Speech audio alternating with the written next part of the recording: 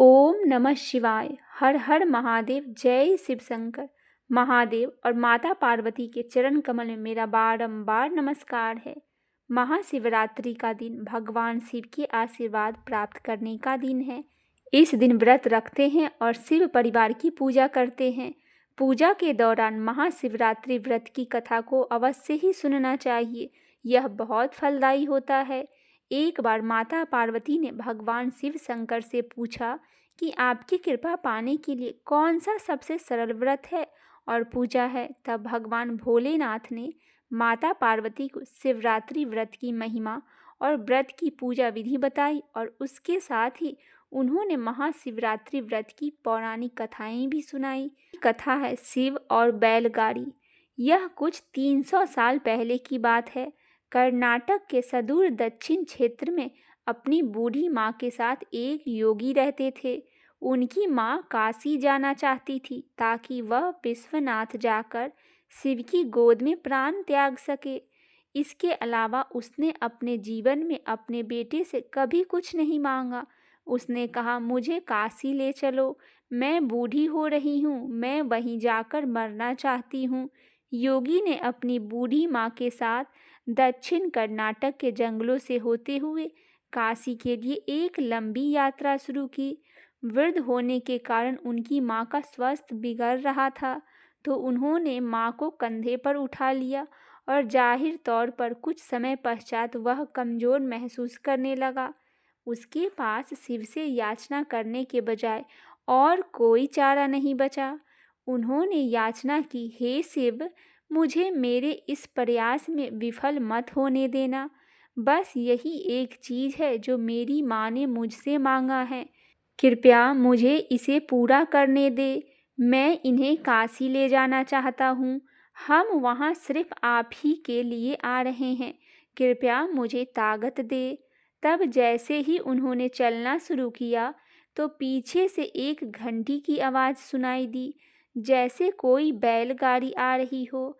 उन्हें धुंध से उबरती हुई एक बैलगाड़ी दिखाई दी, जैसे एक बैल खींच रहा था, जो थोड़ा अजीब था क्योंकि एक बैल वाला गाड़ी छोटे रास्तों के लिए होती है। जब सफ़र लंबा और जंगली इलाके से होते हुए हो तो हमेशा 2 बैल ही गाड़ी को खींचती है, पर जब आप थके हो तो ऐसे बारीकियों को किसे परवाह। गाड़ी नज़दीक आई पर वे चालक को नहीं देख पाए क्योंकि चालक लाबेदे में था और बाहर धुंध भी था। मेरी माँ बीमार हैं, क्या हम आपकी खाली गाड़ी में यात्रा कर सकते हैं? उन्होंने कहा, अंदर बैठो। व्यक्ति ने सिर हिला के हाँ कहा। वे दोनों गाड़ी में बैठ गए और बैलगाड़ी आगे चलने लगी। कुछ समय बाद योगी का ध्यान उस ओर गया कि जंगली रास्ता होने के बावजूद भी बैलगाड़ी बहुत आसानी से आगे बढ़ रहा था। तब उन्होंने नीचे देखा और पाया कि पहिए घूम नहीं रहे हैं, वे रुके हुए हैं, पर गाड़ी आगे बढ़ रही है। तब उन्होंने बैल की तरफ देखा और पाया कि बैल बैठा हुआ था पर गाड़ी चल रही थी। तब उन्होंने चालक को देखा तो पाया कि वहाँ सिर्फ लाबाद ही था। उसने अपनी माँ की ओर देखा और माँ ने कहा, अरे पागल, हम पहुँच गए, अब कहीं और जाने की ज़रूरत नहीं है, यही वो जगह है, अब मुझे जाने दो। इतना कह के माँ ने शरीर छोड़ दिया। बैलगाड़ी और चालक सब विलीन हो गए। योगी अपने गांव लौट आया। लोगों ने सोचा, यह इतनी जल्दी लौट आया, ये अवश्य ही अपनी माँ को कहीं छोड़ के आ गया होगा, यह उसे काशी नहीं ले गया होगा। उन्होंने उसे पूछा, तब अपनी माँ को कहाँ छोड़ आई हो? उसने उत्तर दिया, हमें वहाँ जाना ही नहीं पड़ा, शिव खुद आए थे हमारे लिए। क्या बकवास है, उन्होंने कहा। योगी ने उत्तर दिया, मुझे फर्क नहीं पड़ता कि आप क्या सोचते हैं, वे आए थे हमारे लिए और यही सच है।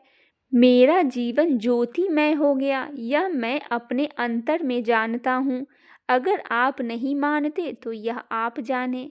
तब उन्होंने पूछा, ठीक है, हमें कुछ ऐसा दिखाओ कि हम माने कि तुमने सच में शिव को देखा है और वे सच में तुम्हारे लिए आए थे। योगी ने कहा, मैं नहीं जानता, मैंने उन्हें नहीं देखा, मुझे सिर्फ एक लबादा दिखा।